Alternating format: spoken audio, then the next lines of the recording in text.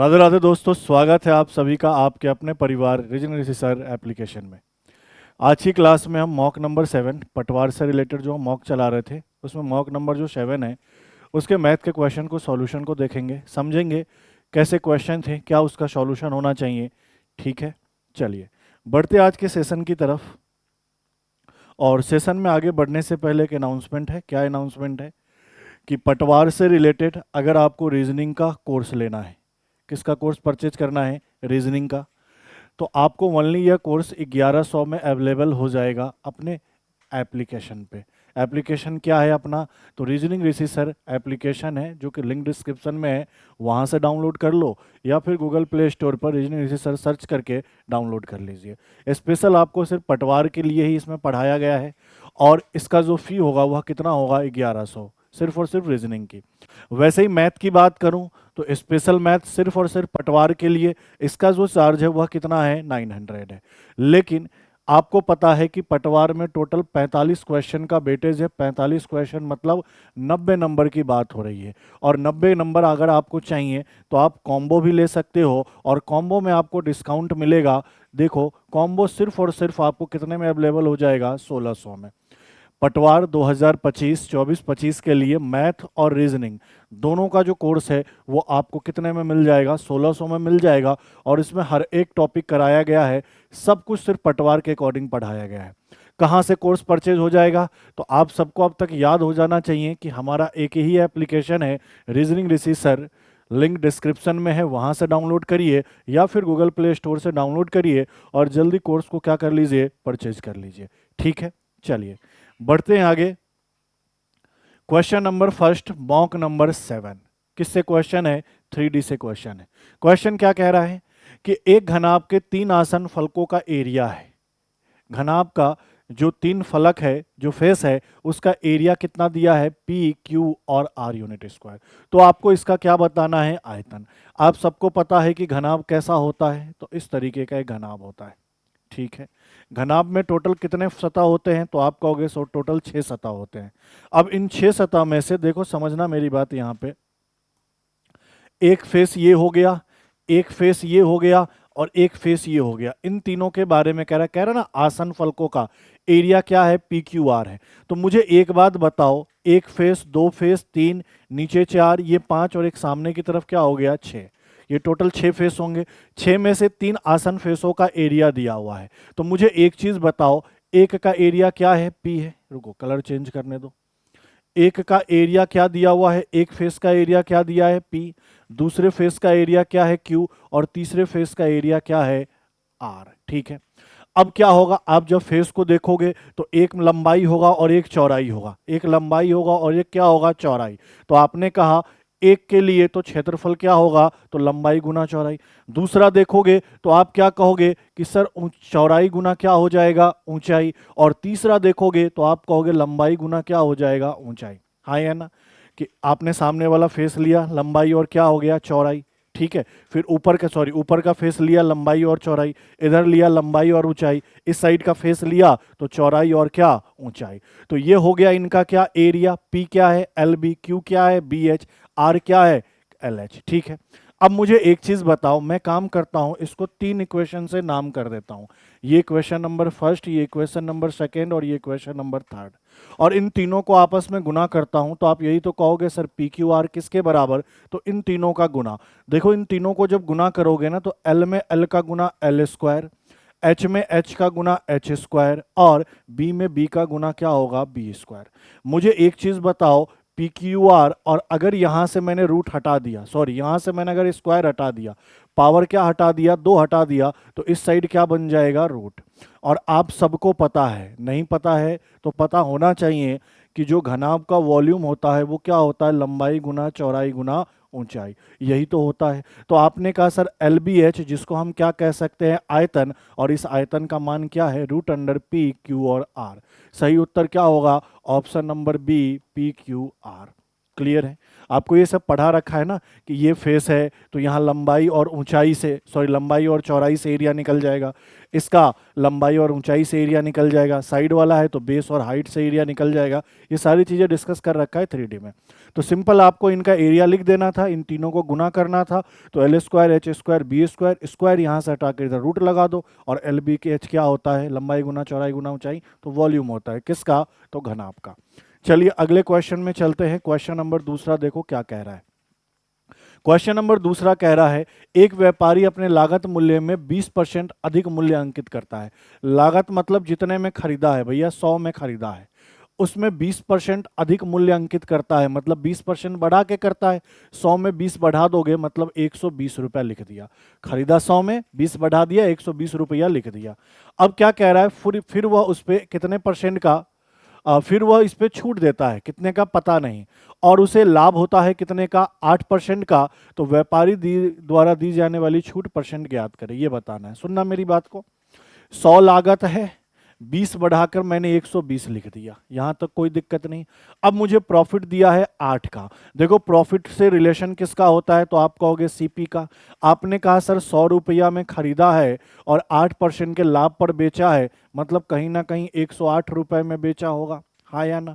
यहां से मुझे सीपी, एमपी और एसपी तीनों पता चल गया। डिस्काउंट के लिए क्या चाहिए होता है, तो सर एमपी और एसपी।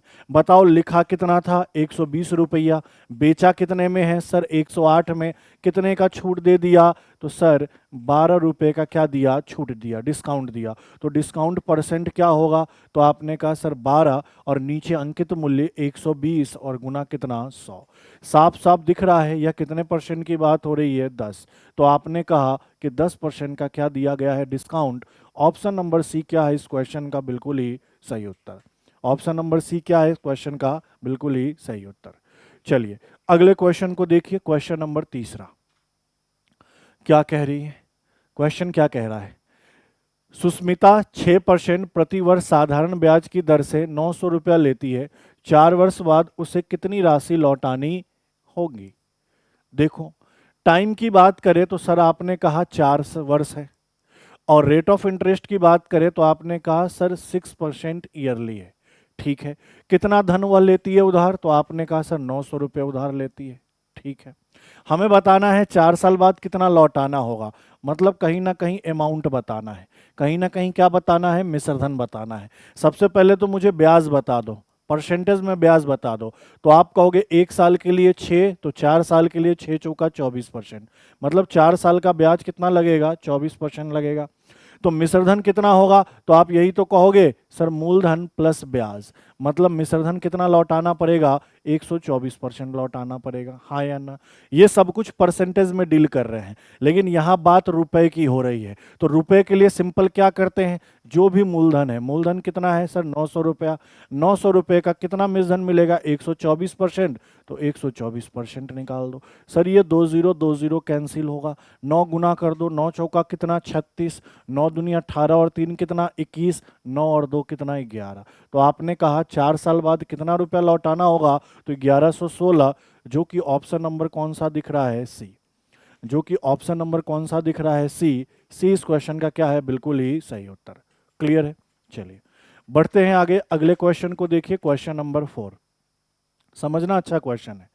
कह रहा 4 संख्याएं ए बी सी डी इस प्रकार है कि उनका कुल औसत कितना है, 39 है। मुझे बताओ 4 संख्या कौन कौन है, ए है, बी है, सी है और डी है।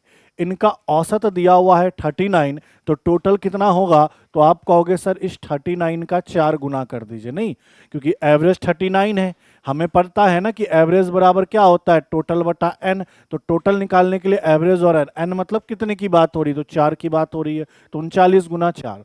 अगर मैं इनका 4 गुना कर दूं तो 40 का 4 गुना तो कितना होता है 160, और 4 और कम कर दो तो आपने कहा sir 156। A plus B plus C D का टोटल कितना है, 156 है। आगे क्या कह रहा है, ए और बी का औसत, ए और बी का एवरेज दिया है कितना सर 29.5, तो टोटल कितना होगा, तो 2 गुना, क्योंकि 2 की ही बात कर रहा है, तो इसका 2 गुना करो तो 29 का 2 गुना 58 और आधा का 59, तो ये 59 हो गया, ठीक है। हमसे कह रहा है सी और डी का औसत क्या होगा, तो सबसे पहले सी और डी का टोटल निकाल लो। बताओ मुझे a plus B plus C plus D कितना है, 156 है। इसमें से a और b कितना है सर, 59 है। अगर इसमें से इसको घटा दे तो क्या c और d का मान आ जाएगा, बोलोगे जी सर आ जाएगा। घटाइए फटाफट, अगर ये 56 होता तो घटाने पे 100 आता, 3 और कम कर दो 97। तो आपको यहां से पता चल गया कि सी और डी का टोटल वैल्यू कितना है, 97 है।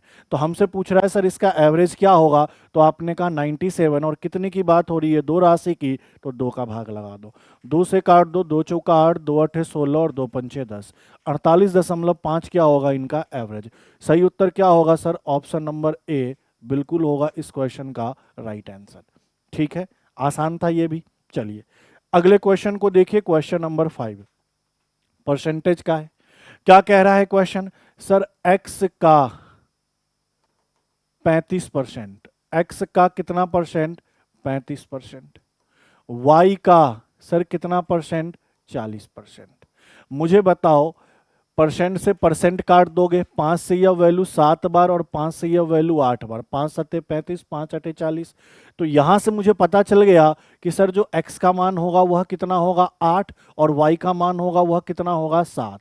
तो मुझे x अनुपात y पूछा है, तो x का मान 8, y का मान 7, बस इतना ही करना था इस क्वेश्चन के अंदर। तो आपने कहा सर x अनुपात y कितना होगा, 8:7। ऑप्शन नंबर डी क्या है इस क्वेश्चन का बिल्कुल ही सही उत्तर। ठीक है, अगले क्वेश्चन को देखो, क्वेश्चन नंबर 6 देखो, वही यूनिटरी मेथड का क्वेश्चन। क्या कह रहा है, 100 मजदूर प्रतिदिन 8 घंटे काम कर 25 दिन में 200 मीटर लंबी नहर खोदते हैं। मतलब 200 मीटर लंबी नहर खोदना ये काम दिया है, और वर्क हमेशा कहाँ आता है, नीचे की तरफ आता है। आगे क्या कह रहा है, प्रतिदिन 5 घंटे काम करके 32 दिन में 2800 मीटर लंबी समान नहर खोदने के लिए कितने मजदूरों की आवश्यकता होगी। समझ तो गए होगे अब तक, M1 D1 T1 और बटा क्या, W1। जो डेटा दिया होता है ना वो सारे डेटा ले लो। एक्चुअल में टोटल कितने डेटा होते हैं, तो यहाँ एक इफिशियंसी और छूट रहा है, E1 और E2। यही 5 डेटा होता है, व्यक्तियों की संख्या, दिन, समय, क्षमता और काम।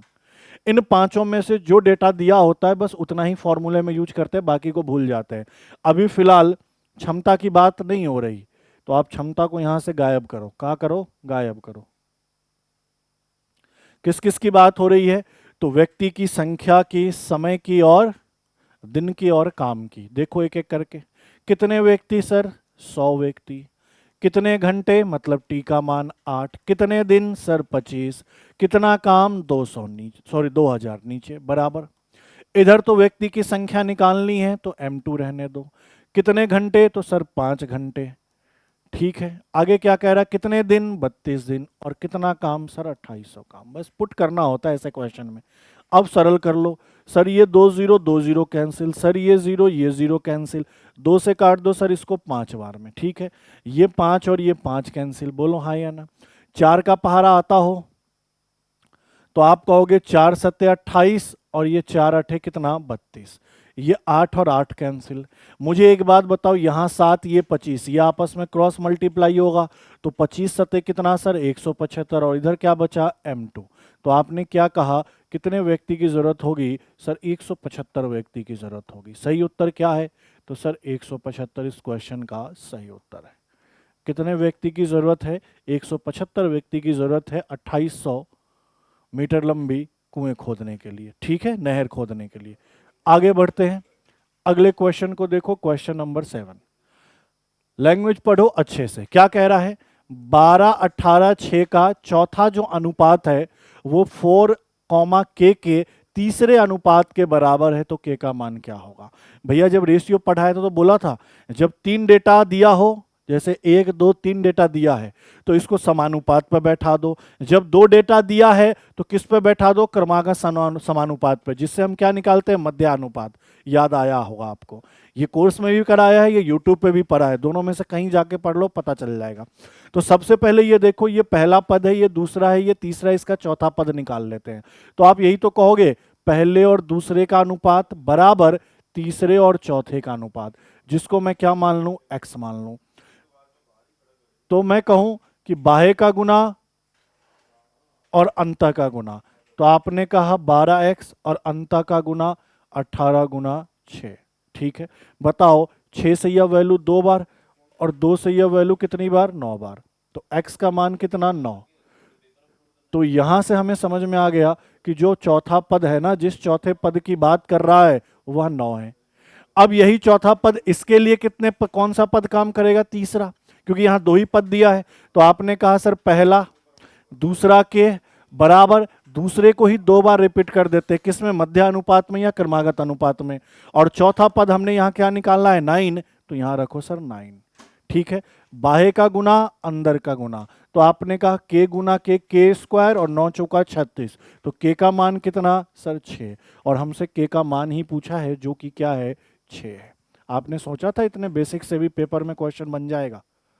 ये दोनों अलग अलग पढ़ाया है कि जब 3 पद दिए हो, चौथा पद निकालना हो तो समानुपात लगाएं, ये है तो क्रमागत समानुपात लें। क्रमागत समानुपात में क्या होता है, दूसरा पद 2 बार रिपीट होता है, ये कहानी होता है। तो के का मान कितना आएगा सर, 6 आएगा।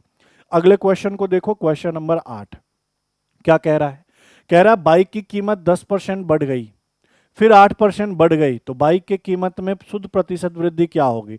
देखो बढ़ा है तो प्लस का 10%, परसेंट में लिख नहीं रहा हूं, सिंपल 10 लिख रहा हूं। फिर बढ़ा है तो 8 भी प्लस का, तो मतलब क्या, इन दोनों का गुना भी 10 गुना 8 और बटा कितना, 100, यही तो पढ़ाया है। प्लस में आएगा ये वैल्यू।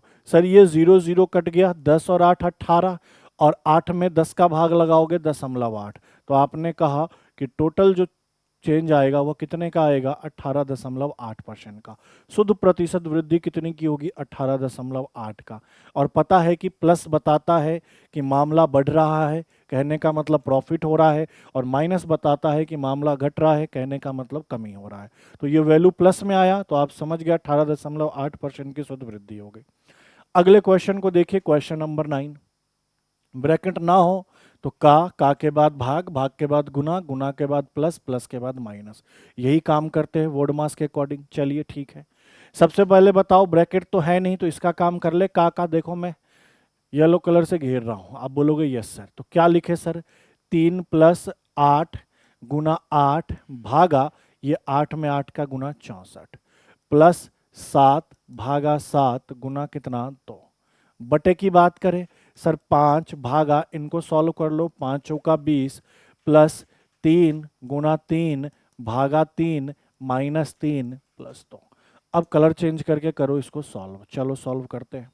मुझे बताओ 3 + 8 गुना 8, इस भाग को गुना में बदले और बाद वाली संख्या उल्टा कर दे, ठीक है, प्लस ये 7 से 7 कट जाएगा एक बार में, तो 1 में 2 का गुना कितना, 2, बटा यहाँ 5 गुना 1/20, प्लस क्या सर, तो ये देखो ये 3 से 3 कट जाएगा, तो 1 में 3 का गुना 3, और ये माइनस का क्या 3, और ये +2, नहीं 3 में 3 का भाग लाओगे एक बार में, और 1 में 3 का गुना 3।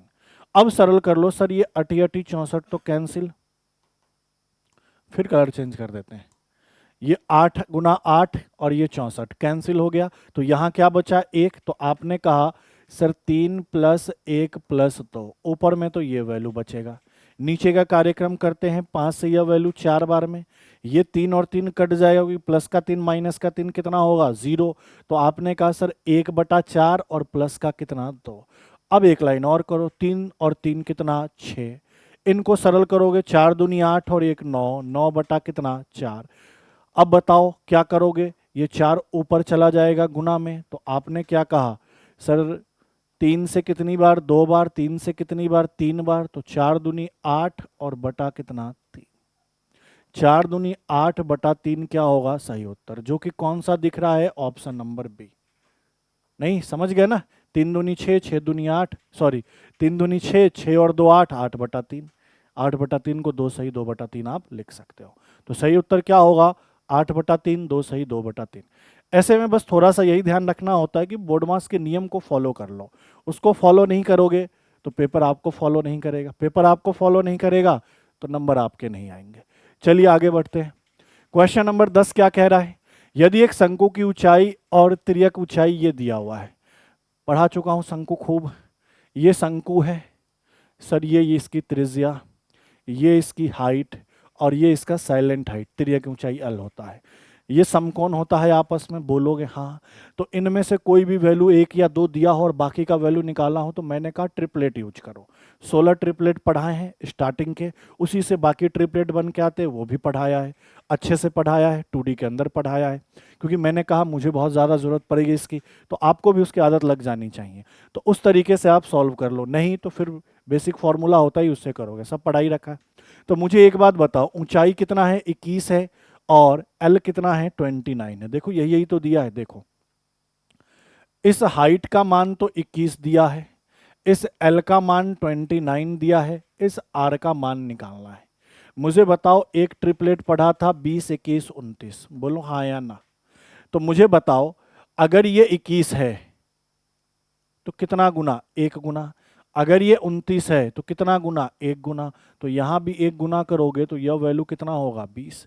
तो मतलब ये जो R का मान है वो कितना लेना था, 20 लेना था। या डायरेक्ट ट्रिपलेट पता होता 20, 21, 29, तो 21 है 29 है तो सीधी सी बात है यहाँ 20 आएगा। कई बार डिराइव्ड करके देता है तो देख लेना कितना गुना हुआ, उतना का गुना करके लिख देना होता है। तो रेडियस 20 पता चल गया। हमसे पूछ रहा है वॉल्यूम। अब वॉल्यूम क्या होता है sir, 1/3 pi R square H, हाँ या ना। सर 1/3 रहने दीजिए, पाई का मान 22/7 होता है और रेडियस का मान 20 होता है, तो 20 गुना 20 करिए, और एच का मान 21 दिया है तो 21। बताओ ये 7 3 21, 7 3 21 कैंसिल, अरे ये तो ज़्यादा आसान हो गया।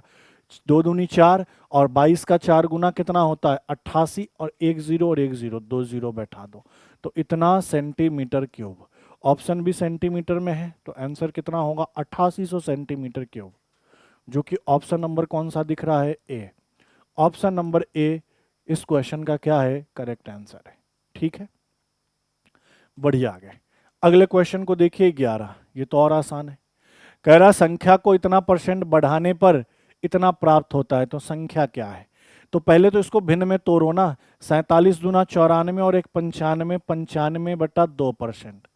क्या इसको तोड़ लोगे फ्रैक्शन में, 95/2, और नीचे क्या लिखोगे सर 100। 5 से 19 और 5 से 20, मतलब फ्रैक्शन वैल्यू क्या होगा सर 19/40। 47.5% को भिन्न में क्या लिख सकते हैं 19/40। कहने का मतलब क्या है, ओरिजिनल संख्या क्या थी सर 40 के रेशियो में, बढ़ा उसमें कितना 19, तो न्यू नंबर क्या हो गया, न्यू नंबर क्या होगा सर 59। बोलो हाँ या ना।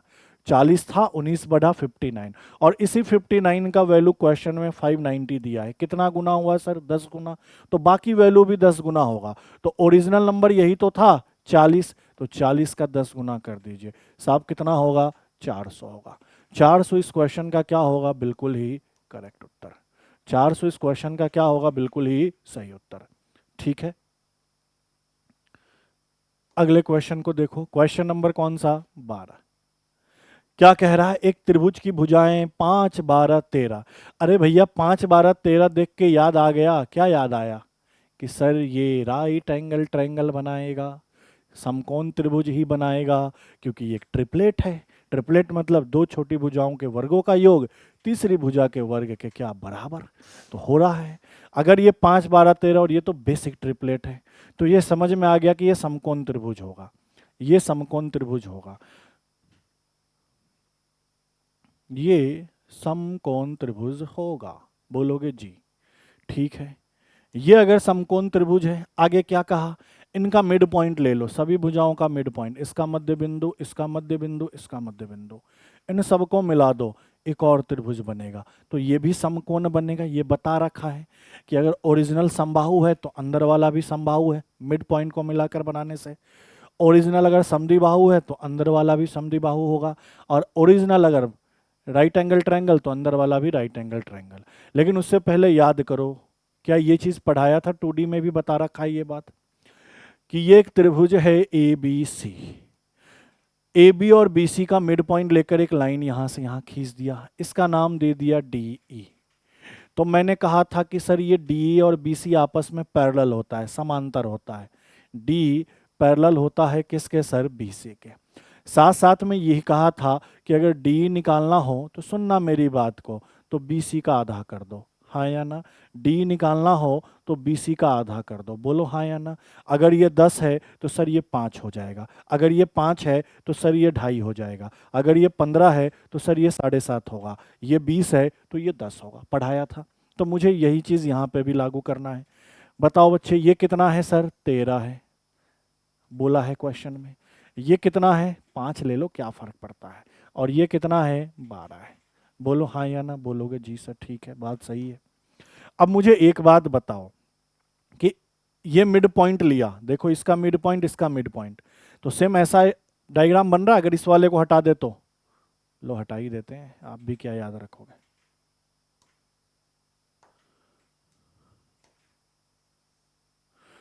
वैसा डायग्राम बन रहा है, मतलब अगर ये वाला भुजा निकालना है तो इसका आधा करना पड़ेगा, बाकी सब में भी वही सेम चीज होगा, बाकी सब में भी वही सेम चीज होगा। तो आपको सिंपल क्या करना है कि ये वाला निकालना है तो इसका आधा, तो 13 का आधा कितना होता है सर? 6.5 होता है, बोलो हाँ या ना। ठीक है। अगर मुझे ये वाला निकालना है तो इसका आधा करने वालेगा, ये निकालना है तो इसका आधा, तो 12 का आधा कितना? 6 सर, ये 6 सर, ये कितना? 6, ये कितना? 6.5। और ये वैल्यू निकालना है तो इसका आधा करना पड़ेगा, तो सर ये 2.5। बाहर राइट एंगल ट्रायंगल है तो अंदर भी राइट एंगल ट्रायंगल ही होगा, ये भी क्लियर है। तो मुझसे बोला अंदर वाले का एरिया बता दो, चलो निकाल दो एरिया। राइट एंगल ट्रायंगल का एरिया कैसे निकालते हैं? 1/2 और लंब और आधार मतलब दोनों छोटी भुजा, तो दोनों छोटी भुजा कौन कौन से? 6 और 2.5, तो 6 गुना 2.5। बताओ 2 से कितनी बार कटा? 3 बार। और 2.5 का 3 गुना 7.5 सेंटीमीटर है, तो सेंटीमीटर स्क्वायर। 7.5 सेंटीमीटर स्क्वायर क्या होगा इस क्वेश्चन का करेक्ट आंसर। और 7.5 को क्या लिख सकते हो? 7 सही 1/2। सही उत्तर क्या है? 7 सही 1/2, ऑप्शन नंबर ए। ठीक है, चलिए अगले क्वेश्चन को देखिए। क्वेश्चन क्या कह रहा है? क्वेश्चन ये कह रहा है 13 कि एक समांतर चतुर्भुज का परिमाप ये है। समांतर चतुर्भुज का परिमाप है, समांतर चतुर्भुज की ऊंचाई 6 सेंटीमीटर है और आसन भुजा की लंबाई 8 सेंटीमीटर है, तो इसका एरिया क्या होगा? अरे जब 2D पढ़ाया था तो याद करो, मैंने कहा था कि ये लंबाई है, ये चौड़ाई है, ये भी लंबाई और ये चौड़ाई, लेकिन एरिया निकालने के लिए हाइट पता होना चाहिए। तो समांतर चतुर्भुज का जो एरिया होता है L इंटू एच होता है, सॉरी L बाई नहीं, लंबाई इंटू क्या होता है? ऊंचाई होता है, ना कि चौड़ाई होता है, ये पढ़ाया था। तो अब यही कह रहा है, क्या कह रहा है? कलर चेंज करके समझो। कह ये रहा है, ये जो हाइट है ना सर, ये कितना है? 6 है, और इसके आसन में जो है ना, यह कितना है? 8 है। यह कितना है? 8 है। क्लियर है? ठीक है। अब मुझे बताओ, एरिया पता करने के लिए एक तो हाइट चाहिए और हाइट के साथ लंबाई चाहिए। हाइट पता है लेकिन लंबाई नहीं पता है, चौड़ाई पता है। क्या पता है? चौड़ाई। तो अगर लंबाई निकल जाए तो काम बन जाएगा। अब उसी के लिए ये पहला वाला डेटा दिया है। क्या दिया है? समांतर चतुर्भुज का परिमाप। परिमाप का सिंपल सा मतलब क्या है? सबको जोड़ना। अरे जब सबको जोड़ोगे तो लंबाई 2 बार आएगा और चौड़ाई 2 बार आएगा, तो इसका परिमाप यही तो लिखोगे आप, 2 इंटू लंबाई प्लस चौड़ाई। जो वैल्यू क्वेश्चन में 48 दिया है। बताओ 2 से कितनी बार में कट गया? 24। तो आपने कहा सर लंबाई प्लस चौड़ाई का योग 24 है, और चौड़ाई क्वेश्चन में कितना दिया है साहब? 8 दिया है। तो अगर मैं लंबाई निकाल दूं तो आप कहोगे सर कितना होगा? 16 होगा। बोलो हाँ या ना। 24 में से 8 घटा दिया, 16। मतलब अब ये वैल्यू पता चल गया साहब 16, तो एरिया निकाल दो। 16 गुना 6, 16 छक 96 सेंटीमीटर स्क्वायर। तो आपने कहा सर डी इस क्वेश्चन का क्या है? बिल्कुल correct answer, 96 centimetre square. L के साथ हाइट चाहिए ना कि चौड़ाई चाहिए, इस चीज का ध्यान रखना। चलिए आगे बढ़े, अगले क्वेश्चन को देखो। क्वेश्चन नंबर 14 क्या कह रहा है? देखो क्वेश्चन कह रहा है एक विक्रेता एक लैपटॉप की अंकित मूल्य पर 25% की प्रारंभिक छूट देता है, बाद में 20% की अतिरिक्त छूट देता है। लैपटॉप का अंकित विक्रय मूल्य इतना है। ठीक है, तो अंकित मूल्य, अंकित कीमत क्या होगा? देखो 25% मतलब क्या सर? 1/4। डिस्काउंट है मतलब 1 रुपए की कमी। फिर उसके बाद 20% का डिस्काउंट मतलब सर 1/5। डिस्काउंट है मतलब 1 की कमी। सर 4 लिखा था, 1 का छूट मिला तो बेचा कितने में? 3 में।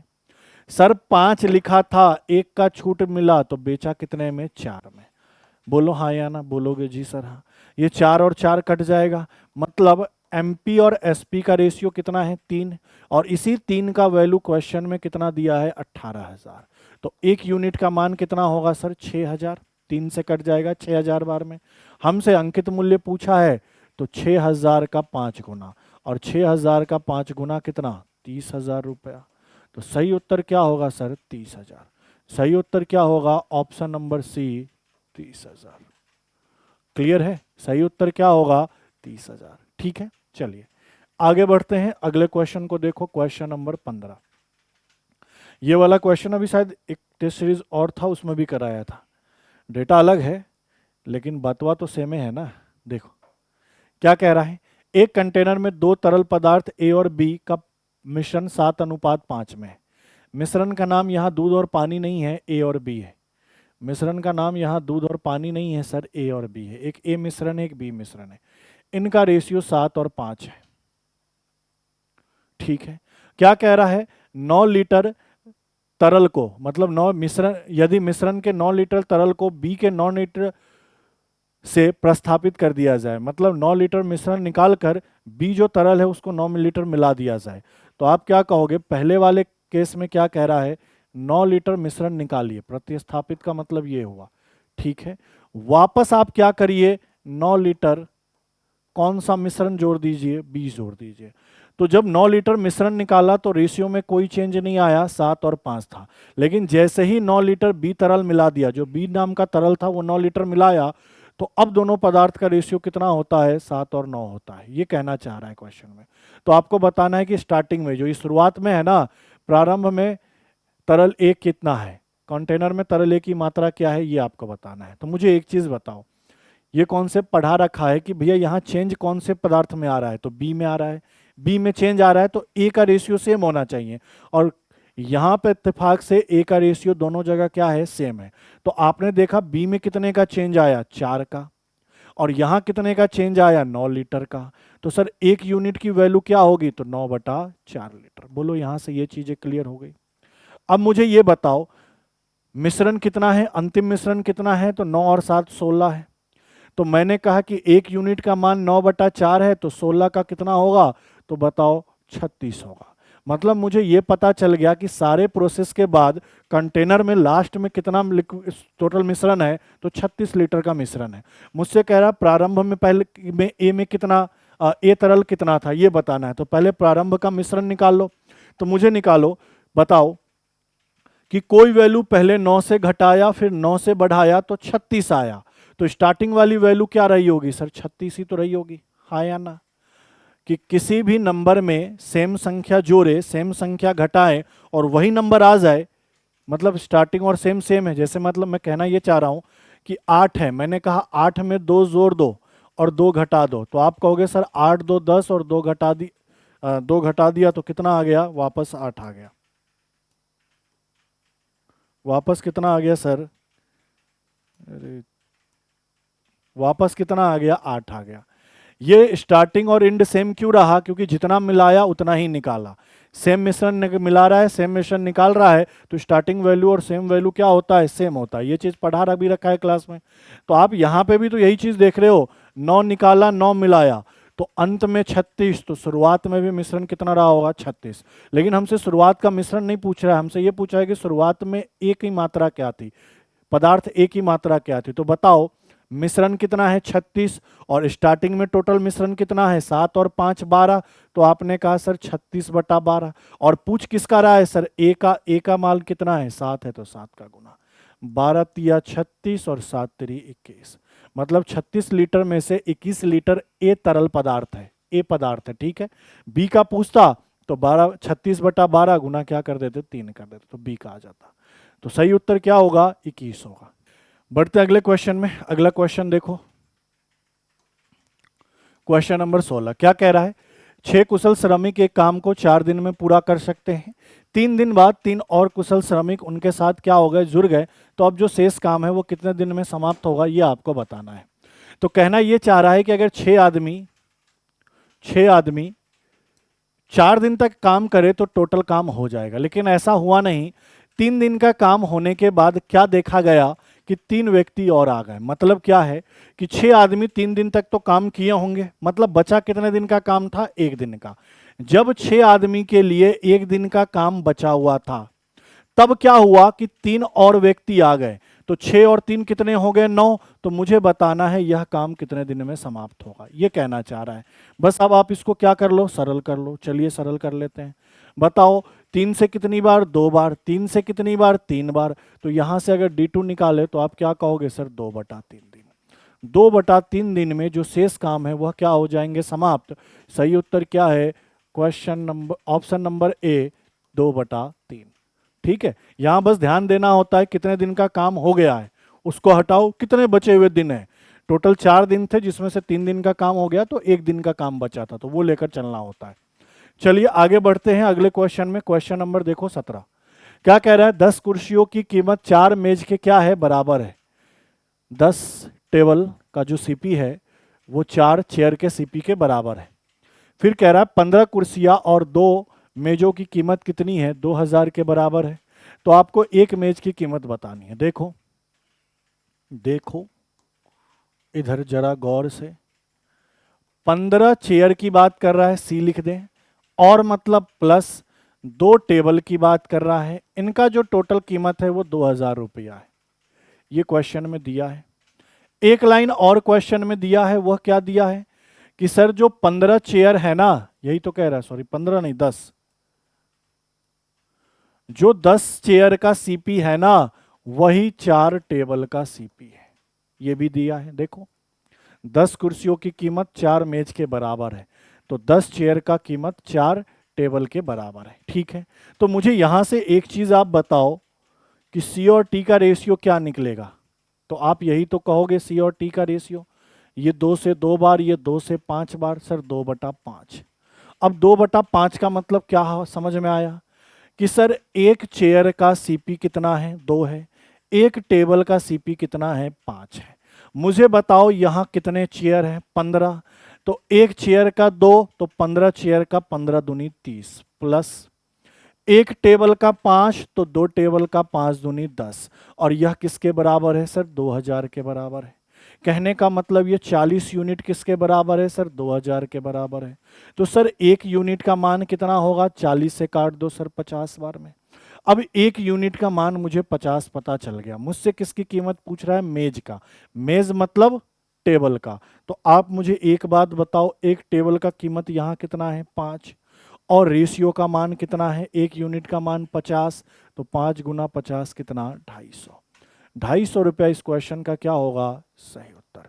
अगर एक चेयर का पूछता तो 50 गुना 2 करते 100, 10 का पूछता तो 10 से गुना कर रहे थे, कोई दिक्कत नहीं है। तो सही उत्तर क्या होगा, 250। क्लियर है। अगले क्वेश्चन को देखो, क्वेश्चन नंबर 18। क्या कह रहा है क्वेश्चन नंबर 18, 6600 रुपए को 2 भागों में इस प्रकार बांटा जाता है कि पहले पर 3 वर्षों के लिए 10% वार्षिक दर से साधारण ब्याज, दूसरे पर 4 वर्षों के लिए 9% की दर से साधारण ब्याज बराबर है। ठीक है, मतलब पहली वाली राशि को इसके 2 टुकड़े करने हैं। किसके 2 टुकड़े करने हैं सर, 6600 के 2 टुकड़े करने हैं। अब ये जो 2 टुकड़े करने हैं, मान लो एक P1 टुकड़ा हुआ, ये P2 हुआ। सुनना मेरी बात को अच्छे से, एक टुकड़ा P1, एक टुकड़ा P2।